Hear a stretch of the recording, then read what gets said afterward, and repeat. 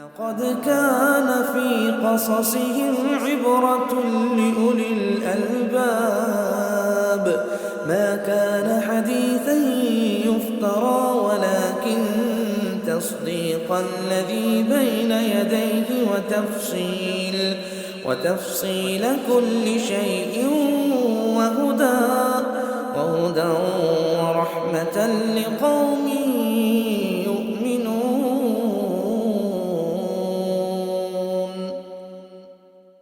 اعوذ باللہ من الشیطان الرجیم بسم اللہ الرحمن الرحیم رب اشرح لی صدری ویسر لی امری واحلل عقدۃ من لسانی یفقہوا قولی۔ السلام علیکم ورحمۃ اللہ وبرکاتہ۔ ہمارے چینل دا اسٹوریز آف پائس کی پہلی سیریز قصص الانبیاء کی اگلی کہانی حضرت نوح علیہ السلام کے متعلق ہے۔ حضرت نوح علیہ السلام کا نسب نامہ 8ویں پشت پر حضرت آدم علیہ السلام کے بیٹے شیش سے اور پھر حضرت آدم سے جا کر ملتا ہے۔ حضرت آدم علیہ السلام کی وفات کے بہت عرصے بعد تک، جس کی اصل مدت اللہ تعالیٰ ہی بہتر جانتے ہیں، لوگ دین حق پر قائم رہے، صرف ایک معبود برحق کی عبادت ہوتی رہی۔ پھر بعض روایات کے مطابق آدم کی وفات کے 126 یا 146 سال کے بعد، یا بعض کے مطابق 10 قرن یعنی 10 صدیاں یا 10 نسلوں کے بعد آہستہ آہستہ لوگ توحید سے دور ہوتے چلے گئے، اور اللہ تعالیٰ نے نوح علیہ السلام کو اس وقت محفوظ فرمایا جب بتوں اور شیطانوں کی پوجا شروع ہو گئی اور لوگ گمراہی اور کفر کا راستہ اختیار کرتے چلے گئے۔ إنا أرسلنا نوحا إلى قومه أن أنذر قومك من قبل أن يأتيهم عذاب أليم قال يا قوم إني لكم نذير مبين أن اعبدوا الله واتقوه وأطيعون يغفر لكم من ذنوبكم ويؤخركم إلى أجل مسمى إن أجل الله إذا جاء لا يؤخر لو كنتم تعلمون۔ دنیا میں آخر بت پرستی کا آغاز کس طرح ہوا؟ سورہ نوح میں اللہ سبحانہ وتعالیٰ فرماتے ہیں وَقَالُوا لَا تَذَرُنَّ آلِهَتَكُمْ وَلَا تَذَرُنَّ وَدًّا وَلَا سُوَاعًا وَلَا يَغُوثَ وَيَعُوقَ وَنَسْرًا، اور وہ کہنے لگے کہ اپنے معبودوں کو ہرگز نہ چھوڑنا، اور ود اور سوا اور یاغوث اور یعوق اور نصر کو بھی ترک نہ کرنا۔ امام ابن جریر رحمہ اللہ علیہ اس کی تفسیر بیان کرتے ہوئے کہتے ہیں کہ ود، سوا، یاغوث، یعوق اور نصر آدم اور نوح کے درمیانی زمانہ کے اولیاء کرام تھے۔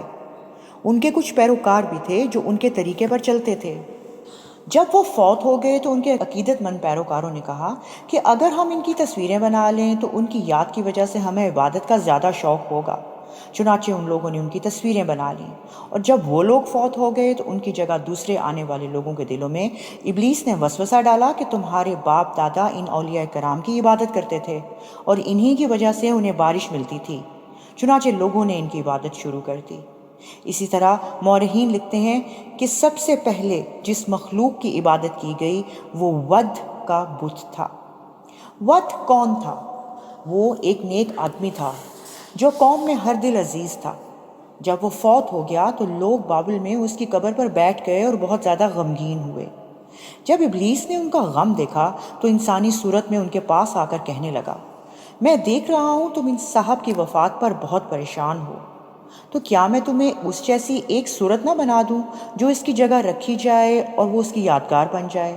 انہوں نے کہا ہاں بنا دو۔ اس نے ود کا ایک بت بنا دیا۔ انہوں نے اسے چوپال میں رکھ لیا اور اسے یاد کرنے لگے اور اس سے باتیں کرنے لگے۔ جب ابلیس نے دیکھا کہ لوگ ود کو بہت یاد کرتے ہیں تو کہا کیا میں تم میں سے ہر شخص کے گھر میں اس کا مجسمہ نہ بنا دوں جس کو دیکھ کر وہ اسے یاد کرے؟ انہوں نے کہا ہاں بالکل بنا دو۔ اس نے ہر شخص کے گھر میں ایک بت بنا دیا۔ وہ اس کو دیکھ کر اس اللہ کے ولی ود کو یاد کرتے تھے۔ جب ان کے بیٹے بڑے ہوئے تو انہوں نے اپنے بزرگوں کو ان بتوں کو اہمیت دیتے دیکھا تو وہ بھی اسی طرح اہمیت دیتے رہے، حتیٰ کہ اگلی نسلوں کے لوگ اس بات سے بالکل بے خبر ہو گئے کہ ان کے بزرگ انہیں کیوں یاد کرتے تھے۔ البتہ انہوں نے آہستہ آہستہ ان کی عبادت شروع کر دی۔ جب زمین پر خرابی پھیل گئی، بت پرستی عام ہو گئی، تو اللہ سبحانہ و تعالیٰ نے اپنے بندے اور اپنے رسول نوح علیہ السلام کو مبعوث فرمایا، جو ایک اللہ کی عبادت کی طرف بلانے لگے۔ چنانچہ نوح علیہ السلام پہلے رسول ہیں جنہیں اللہ تعالیٰ نے زمین والوں کی طرف بھیجا۔ نوح علیہ السلام نے لوگوں کو اللہ وحدہ لا شریک کی عبادت کرنے کو کہا اور یہ فرمایا کہ اللہ کے ساتھ کسی بت، مجسمے یا طاغوت کی عبادت نہ کریں، اس کی وحدانیت کا اقرار کریں، اس کے سوا کوئی عبادت کے لائق ہے نہ ہی کوئی اور رب ہے۔ اس طرح نوح علیہ السلام نے لوگوں کو ہر طرح تبلیغ کی، رات کو بھی اور دن کو بھی، تنہائی میں بھی اور اعلانیہ بھی، ترغیب کے ذریعے بھی اور تربیت کے ذریعے بھی، لیکن کوئی طریقہ کار فائدہ مند نہ ہوا، بلکہ اکثر لوگ گمراہی، سرکشی اور بت پرستی پر اڑے رہے، ہر وقت آپ سے دشمنی کرتے رہے، آپ کو اور آپ پر ایمان لانے والوں کو برا بھلا کہتے رہے، انہیں شہید کر دینے اور جلا وطن کر دینے کی دھمکیاں دیتے رہے، ان کی بے عزتی کرتے اور زیادہ سے زیادہ تکلیفیں دیتے رہے۔ حضرت نوح علیہ السلام کی خیر خواہی اور نرمی اور پیار کے باوجود آپ کی قوم کے جو بڑے سردار تھے، انہوں نے کہا اِنَّا لَنَرَاكَ فِي ضَلَالٍ مُبِينٍ، ہم آپ کو واضح گمراہی میں دیکھتے ہیں۔ حضرت نوح علیہ السلام نے جواب دیا یا قومی لیس بی ضلالۃ ولکنی رسول من رب العالمین، اے قوم مجھ میں کسی طرح کی گمراہی نہیں، بلکہ میں پروردگار عالم کا پیغمبر ہوں، یعنی تمہارا یہ خیال غلط ہے کہ میں گمراہ ہوں، بلکہ میں رب العالمین کی طرف سے صحیح ہدایت پر ہوں۔ حضرت نوح علیہ السلام نے مزید فرمایا کہ میں تمہیں اپنے پروردگار کے پیغام پہنچاتا ہوں، تمہاری خیر خواہی چاہتا ہوں، اور مجھ کو اللہ کی طرف سے ایسی باتیں معلوم ہیں جن سے تم بے خبر ہو۔ قوم کے سرداروں نے کہا اور ہم یہ بھی دیکھتے ہیں کہ آپ کے پیروکار وہی لوگ ہیں جو ہم سے بہت ادنا درجے کے ہیں، اور وہ بھی بلا سوچے سمجھے آپ کی پیروی کرتے ہیں، اور تم میں اپنے اوپر کسی طرح کی فضیلت نہیں دیکھتے بلکہ تمہیں جھوٹا خیال کرتے ہیں۔ انہیں اس بات پر حیرت تھی کہ انسان اللہ کا رسول ہے، اور وہ نوح کے پیروکاروں کی توہین کرتے تھے، انہیں کمتر سمجھتے تھے۔ قوم کے سرداروں نے کہا اگر نوح علیہ السلام ان مومن پیروکاروں کو اپنے پاس سے ہٹا لیں تو ہم ان کے پاس بیٹھ سکتے ہیں۔ جس کے جواب میں نوح نے کہا میں ایمان والوں کو اپنے پاس سے نہیں نکال سکتا، لیکن میں دیکھتا ہوں کہ تم لوگ جہالت کر رہے ہو۔ صدیاں بیت گئیں، لیکن نوح علیہ السلام کا قوم سے بحث و مباحثہ چلتا رہا، اور ان کی قوم کا انکار اور بے روحی قائم رہی۔ قرآن پاک میں اللہ سبحانہ و تعالیٰ فرماتے ہیں فَلَبِثَ فِيهِمْ أَلْفَ سَنَةٍ إِلَّا 50 عَامًا فَأَخَذَهُمُ الطُّوفَانُ وَهُمْ ظَالِمُونَ، یعنی سو وہ ان میں 50 برس کم 1000 برس رہے، پھر ان کو طوفان کے عذاب نے آ پکڑا اور وہ ظالم تھے۔ اس قوم کی ہٹ درمی اس حد تک تھی کہ جب ایک نسل کے لوگ مرتے تو وہ بعد والوں کو یہ وصیت کر جاتے تھے کہ حضرت نوح پر ایمان نہ لانا، ان سے جھگڑنا اور ان کی مخالفت کرتے رہنا۔ جب کسی کا بچہ بڑا ہوتا اور اس کی باتیں سمجھنے لگتا تو باپ اپنے بیٹے کو یہی نصیحت کرتا کہ زندگی بھر نوح علیہ السلام پر ایمان نہ لانا، ان کی فطرت ایسی بن گئی تھی جیسے ایمان اور حق کی قبولیت کسی صورت گوارا نہ تھی۔ اسی لیے نوح علیہ السلام نے فرمایا وَلَا يَلِدُ إِلَّا فَاجِرًا كَفَّارًا، اے اللہ ان سے جو اولاد ہوگی وہ بھی بدکار اور ناشکر گزار ہوگی۔ یہی وجہ تھی ان کی ہٹ درمی کی کہ انہوں نے خود عذاب کا مطالبہ کر دیا اور کہا اے نوح تم نے ہم سے جھگڑا تو کیا اور جھگڑا بھی بہت کیا، لیکن اگر سچے ہو تو جس چیز سے ہمیں ڈراتے ہو وہ ہم پر نازل کر دو۔ نوح نے کہا اس کو تو اللہ ہی چاہے گا تو نازل کرے گا، اور تم اس کو کسی طرح ہرا نہیں سکتے، یعنی عذاب لانا صرف اللہ کے ہاتھ میں ہے، وہی ہے جو کسی کام سے عاجز نہیں، اور کوئی کام اس کے لیے مشکل نہیں، بلکہ وہ جس چیز کو کن کہتا ہے وہ ہو جاتی ہے۔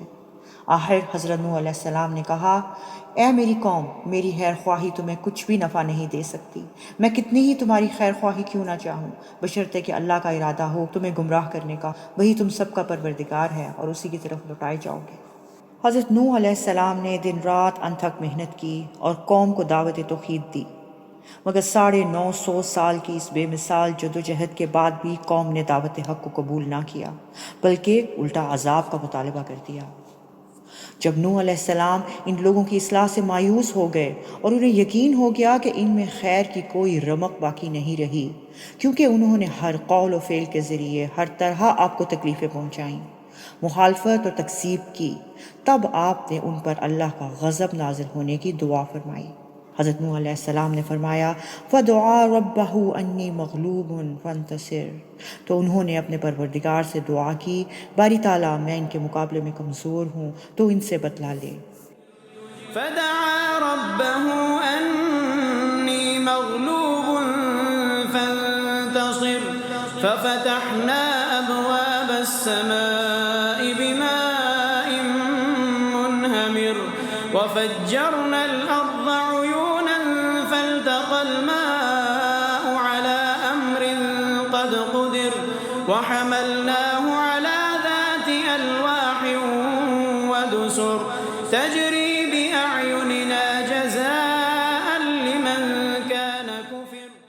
ایک جگہ اور ارشاد ہے رب ان قومی کذبون فافتح بینی و بینہم فتحا ونجنی من معی من المؤمنین، پروردگار میری قوم نے تو مجھے جھٹلا دیا، سو تو میرے اور ان کے درمیان ایک کھلا فیصلہ کر دے اور مجھے اور جو میرے ساتھ ایمان لانے والے ہیں ان کو بچا لے۔ ایک اور جگہ ارشاد فرمایا وقال نوح ربی لا تذر علی الارض من الکافرین دیارا انک ان تذرہم یضلوا عبادک ولا یلدوا الا فاجرا کفارا۔ نوح نے یہ دعا کی میرے پروردگار کسی کافر کو روئے زمین پر بسا نہ رہنے دینا، اگر تو نے ان کو رہنے دیا تو وہ تیرے بندوں کو گمراہ کر دیں گے اور ان سے جو اولاد ہوگی وہ بھی بدکار اور ناشکر گزار ہوگی۔ اس طرح ان کے کفر فجور کے جرائم کے ساتھ ساتھ ان کے نبی کی بد دعا کا وبال بھی ان پر آ پڑا۔ تب اللہ تعالیٰ نے نوح علیہ السلام کو ایک کشتی بنانے کا حکم دیا۔ یہ ایک بہت بڑا بحری جہاز تھا جس کی اس سے پہلے کوئی نظیر نہ تھی اور نہ بعد میں اس کی کوئی مثال مل سکی۔ اللہ سبحانہ و تعالیٰ نے سورہ ہود میں فرمایا اور ایک کشتی ہمارے حکم سے ہمارے روبرو بناؤ اور جو لوگ ظالم ہیں ان کے بارے میں ہم سے کچھ نہ کہنا کیونکہ وہ ضرور غرق کر دیے جائیں گے۔ امام سوری فرماتے ہیں کہ اللہ سبحانہ و تعالیٰ نے حضرت نوح علیہ السلام کو ایک کشتی بنانے کا حکم دیا اور کہا اسے اندر سے اور باہر سے تار کول لگائیں اور اس کا اگلا حصہ ہمدار بنائیں تاکہ وہ پانی کو چیرتے ہوئے چل سکے۔ اس کشتی کی 3 منزلیں تھیں۔ نچلی منزل مویشیوں اور جنگلی جانوروں کے لیے تھی، درمیانی منزل انسانوں کے لیے اور بالائی منزل پرندوں کے لیے تھی۔ اس کا دروازہ چوڑائی میں تھا، اس کے اوپر ایک چھت بھی تھی۔ سورہ المومنون میں اللہ سبحانہ و تعالیٰ فرماتے ہیں جب ہمارا حکم آ پہنچے اور تنور پانی سے بھر کر جوش مارنے لگے تو تم سب قسم کے حیوانات میں سے ایک ایک جوڑا یعنی نر اور مادہ کشتی میں بٹھا دو اور اپنے گھر والوں کو بھی سوائے ان کے جن کی نسبت ان میں ہلاک ہونے کا حکم پہلے صادر ہو چکا ہے، اور ظالموں کے بارے میں ہم سے کچھ نہ کہنا، وہ ضرور ڈبو دیے جائیں گے۔ چنانچہ اللہ تعالیٰ نے آپ کو حکم دیا کہ جب میرا حکم آ جائے اور عذاب شروع ہو جائے تو ہر جانور اور ہر جاندار کا ایک جوڑا کشتی میں سوار کر لیں، خواہ ان کا گوشت کھایا جاتا ہو یا نہ کھایا جاتا ہو، تاکہ ان کی نسل باقی رہے، اور اپنے گھر کے افراد کو بھی سوار کر لیں، مگر جس کے بارے میں پہلے فرمان جاری ہو چکا ہے اسے سوار نہ کریں۔ اس سے مراد وہ کافر ہیں جن کے بارے میں آپ کی بد دعا قبول ہو چکی ہے اور انہیں عذاب نہیں ٹل سکتا۔ اللہ تعالیٰ نے حکم دیا کہ عذاب نازل ہوتا دیکھ کر کافروں کے حق میں دعا نہ کریں، کیونکہ ان کا حتمی فیصلہ اللہ کی طرف سے ہو چکا ہے، جس کی یہ شان ہے کہ وہ جو چاہتا ہے کرتا ہے۔ چنانچہ اللہ کے حکم کے مطابق حضرت نوح علیہ السلام نے کشتی بنانا شروع کر دی، اور جب ان کی قوم کے سردار ان کے پاس سے گزرتے تو ان کا مذاق اڑاتے، تو نوح علیہ السلام کہتے اگر تم ہمارا مذاق اڑاتے ہو تو جس طرح تم ہمارا مذاق اڑاتے ہو اسی طرح ایک وقت ہم بھی تمہارا مذاق اڑائیں گے، سو تم کو جلد معلوم ہو جائے گا کہ کس پر عذاب آتا ہے جو اسے رسوا کرے گا اور کس پر ہمیشہ کا عذاب نازل ہوتا ہے۔ اور جب اللہ تعالیٰ کے عذاب نازل ہونے کا وقت آیا تو اللہ کے حکم سے ساری زمین سے پانی نکلنے لگا، یعنی زمین کے ہر حصے سے پانی پھوٹ پڑا، حتیٰ کہ جن تنوروں میں آگ جلائی جاتی ہے ان میں سے بھی پانی نکلنے لگا۔ آسمان سے ایسی شدید بارش نازل فرمائی جو زمین پر اس سے پہلے کبھی نہیں ہوئی اور نہ ہی بعد میں کبھی ہوگی۔ یوں لگتا تھا جیسے مشکوں کے منہ کھول دیے گئے ہوں، اور اللہ کے حکم سے زمین پر ہر راستے اور ہر قلعے سے پانی پھوٹنے لگا۔ تب حضرت نوح علیہ السلام نے اللہ کے حکم سے اپنے گھر والوں اور اپنے ساتھیوں سے فرمایا وقال اركبوا فيها بسم الله مجريها ومرساها إن ربي لغفور رحيم۔ اس کشتی میں سوار ہو جاؤ اور اللہ کے نام سے اس کا چلنا ہے اور اسی کے نام سے اس کا ٹھہرنا ہے، بے شک میرا پروردگار بخشنے والا مہربان ہے۔ کشتی میں کتنے لوگ سوار تھے، اس کے متعلق مختلف اقوال ہیں۔ حضرت ابن عباس کے مطابق کشتی میں 80 افراد تھے اور ان کے ساتھ ان کی بیویاں بھی تھیں۔ کعب احبار سے مروی ہے کشتی میں 72 افراد تھے اور بعض کا کہنا ہے اس میں 10 افراد تھے، اور کشتی پانی میں تیرتی چلی گئی۔ وَهِيَ تَجْرِي بِهِمْ فِي مَوْجٍ كَالْجِبَالِ، وہ کشتی ان کو لے کر طوفان کی لہروں میں چلنے لگی۔ وہ لہریں کیا تھیں؟ گویا کے پہاڑ تھے، یعنی پانی کی لہریں ایک بلند ترین پہاڑ سے بھی بلند تھیں۔ حضرت ابن عباس نے فرمایا کہ پانی اتنی کثرت سے نکل آیا، یعنی مشرق سے مغرب تک ساری زمین کے طول و عرض میں، میدانوں میں، پہاڑوں، صحراؤں اور چٹیل میدانوں میں ہر طرف پانی آ گیا، جس کے نتیجے میں ہر چیز ہلاک ہو گئی۔ جب حضرت نوح کے پیروکار اور مومن گھر والے کشتی میں سوار ہوئے تو ان کا بیٹا یام سوار نہ ہوا۔ سورہ ہود میں ہے، اس وقت نوح نے اپنے بیٹے کو پکارا جو کہ کشتی سے الگ تھا کہ بیٹا ہمارے ساتھ سوار ہو جا اور کافروں میں شامل نہ ہو۔ اس نے کہا میں ابھی پہاڑ سے جا لگوں گا اور وہ مجھے بچا لے گا۔ انہوں نے کہا آج اللہ کے عذاب سے کوئی بچانے والا نہیں اور نہ ہی کوئی بچ سکتا ہے مگر جس پر اللہ اپنا رحم کرے۔ اتنے میں دونوں کے درمیان ایک لہر حائل ہوئی اور وہ ڈوب کر مر گیا۔ یام نوح علیہ السلام کا بیٹا تھا جو سام، حام اور یافس کا بھائی تھا۔ بعض علماء نے اس کا نام کنعان بتایا ہے۔ وہ کافر اور فاسق تھا۔ اس نے اپنے والدین کا سچا دین قبول نہ کیا، اس لیے ہلاک ہونے والوں کے ساتھ ہلاک ہو گیا۔ آپ کا دین اور مذہب قبول کرنے والے نجات پا گئے۔ کشتی ایک طویل عرصے تک جب تک اللہ نے چاہا پانی میں چلتی رہی، اور جب زمین میں کوئی ایسا انسان باقی نہ رہا جو اللہ کے سوا کسی کی عبادت کرتا ہو تو اللہ سبحانہ و تعالیٰ نے زمین کو حکم دیا کہ وہ اپنا پانی نگل لے، اور آسمان کو حکم دیا کہ بارش برسانا بند کر دے۔ چنانچہ پانی اترنے لگا اور مجرموں کو وہ سزا مل گئی جن کا اللہ نے فیصلہ کر رکھا تھا، اور وہ اپنی بدعمالیوں کے بنا پر غرق ہو کر رہ گئے۔ وقيل يا أرض ابلعي ماءك ويا سماء أقلعي وغيض الماء وقضي الأمر واستوت على الجود وقيل بعدا للقوم الظالمين۔ اس کے بعد نوح علیہ السلام نے اپنے بیٹے کے حق میں اللہ تعالیٰ سے دعا فرمائی اور سوال کیا کہ وہ کیوں غرق ہوا۔ اس سوال کا مقصد اللہ کے فیصلے پر اعتراض نہیں بلکہ حصول علم تھا، یعنی اے اللہ تو نے مجھ سے میرے گھر والوں کو بچانے کا وعدہ فرمایا تھا، پھر میرا بیٹا کیوں غرق ہو گیا؟ اللہ سبحانہ و تعالیٰ نے فرمایا کہ وہ ان افراد میں شامل تھا جن کے حق میں ہلاک ہونے والوں کا حکم ہو چکا تھا، کیونکہ وہ اہل ایمان سے الگ ہو کر کفار سے مل گیا اور انہی کے انجام سے دوچار ہوا۔ اور اس کے بعد جب زمین کی سطح سے پانی خشک ہو گیا اور زمین میں رہنا اور چلنا پھرنا ممکن ہو گیا تو نوح علیہ السلام کو حکم دیا گیا کہ وہ کشتی سے اتر آئیں جو طویل عرصے سے پانی میں چل رہی تھی۔ آخرکار مشہور پہاڑ جودی پر ٹھہر گئی۔ قیل یا نوح اهبط بسلام منا وبركات عليك وعلى ممن معك سنمتعهم ثم يمسهم منا عذاب أليم۔ بلاخر زمین پر صرف اللہ کی وحدانیت کا اقرار کرنے والے بسنے لگے اور اللہ کی اس بنائی ہوئی سرزمین پر اس وحدہ لا شریک لہ کی عبادت ہونے لگی۔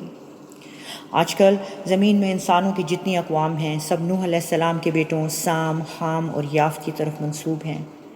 حضرت سعید بن نصیب نے فرمایا نوح علیہ السلام کے 3 بیٹے تھے، سام، یافت اور حام، اور ان تینوں کے 3 بیٹے تھے۔ سام کی نسل سے عربی، فارسی اور رومی وجود میں آئے۔ یافت کی نسل سے ترک، ثقالبہ اور یاجوج ماجوج پیدا ہوئے، اور حام کی نسل سے قبطی، سوڈانی اور بربر اقوام ہیں۔ بلاخر نوح علیہ السلام کی وفات کا وقت قریب آ گیا۔ اس وقت انہوں نے اپنے بیٹے سے فرمایا میں تجھے ایک نصیحت کرتا ہوں، میں تجھے 2 کام کرنے کا حکم دیتا ہوں اور 2 کام کرنے سے منع کرتا ہوں۔ میں تجھے لا الہ الا اللہ اختیار کرنے کا حکم دیتا ہوں، اور ترازو کے ایک پلڑے میں، اور اگر ترازو کے ایک پلڑے میں 7 آسمان اور 7 زمینیں رکھ دی جائیں اور دوسرے پلڑے میں لا الہ الا اللہ رکھا جائے تو لا الہ الا اللہ والا پلڑا زیادہ وزنی ہونے کی وجہ سے جھک جائے گا۔ اگر 7 آسمان اور 7 زمینیں ایک بند خلقہ بن جائیں تو لا الہ الا اللہ انہیں جدا جدا کر دے گا۔ اور میں تجھے سبحان اللہ و بحمدہ پڑھنے کا حکم دیتا ہوں، کیونکہ یہ ہر مخلوق کی تسبیح ہے اور اس کی برکت سے مخلوق کو رزق ملتا ہے، اور میں تجھے شرک اور تکبر سے منع کرتا ہوں۔ حضرت نوح علیہ السلام کی کہانی سے ہمیں کیا اسباق ملتے ہیں؟ سب سے پہلے نرمی اور شیریں کلامی۔ حضرت نوح علیہ السلام نے اپنی قوم کی بد تہذیبی کا جواب ہمیشہ محبت اور نرمی سے دیا، جو ہمیں اس بات کا سبق دیتا ہے کہ بات چاہے دینی تعلیم کی ہو یا دنیاوی معاملات کی، نرمی اور محبت سے بات نبیوں کا شیوہ ہے جو ہمیں اپنانا چاہیے۔ اس کے بعد معاشرے کے غربا اور مساکین سے مساوی سلوک۔ حضرت نوح علیہ السلام نے ہمیشہ اپنے غریب اور مساکین پیروکاروں کا خیال رکھا اور انہیں قوم کے سرداروں کے کہنے کے باوجود خود سے الگ نہ کیا، جو ہمیں اپنے معاشرے کے غریب و مساکین سے اچھا رویہ اختیار کرنے اور ان کا خیال رکھنے کی تلقین دیتا ہے۔ اس کے بعد بری صحبت کا برا انجام ہے۔ حضرت نوح کا بیٹا یام نبی کا بیٹا ہونے کے باوجود اپنی بری صحبت کی وجہ سے غرق ہونے والوں اور سزا یافتہ لوگوں میں شامل ہو گیا۔ لہٰذا ہمیشہ بری صحبت سے اجتناب کرنا چاہیے، اس سے بچنا چاہیے اور نیک لوگوں کی صحبت کو اختیار کرنا چاہیے۔ آخری اور سب سے اہم بات کہ اس کہانی سے ہمیں توحید پر کاربند رہنے کا سبق ملتا ہے۔ ایک اللہ پر ایمان لانے والوں اور اسی کو مختار کل سمجھنے والوں کو اللہ تعالیٰ نے کامیابی عطا فرمائی اور ان کو نجات حاصل ہوئی، اور بتوں کے پجاریوں اور شرک کرنے والوں کا انجام برا ہوا۔ اس وحدہ لا شریک لہ کے سوا وہ جس کو بھی پکارتے تھے وہ ان کے کوئی کام نہ آیا، اور ان کے ساتھ ہی سب کچھ غرق ہو گیا۔ اللہ سبحانہ و تعالیٰ ہمیں صحیح دین کو سمجھنے اور راہ حق پر چلنے کی توفیق عطا فرمائے۔ وآخر الدعوانا ان الحمد للہ رب العالمین۔